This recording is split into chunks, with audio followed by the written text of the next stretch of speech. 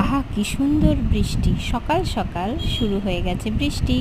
আর আমার ফেভারিট লুচি খাওয়া, তাই তো আমার মা আমার জন্য লুচি ভেজে দিয়েছে। সুন্দর সুন্দর ফুলকো ফুলকো লুচি, কি মজা করেই না খাবো।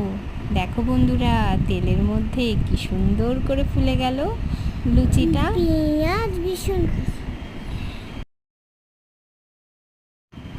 আমার মেয়ে তাই বলছে পেঁয়াজ ভীষণ খুশি, ফুলকো ফুলকো লুচি।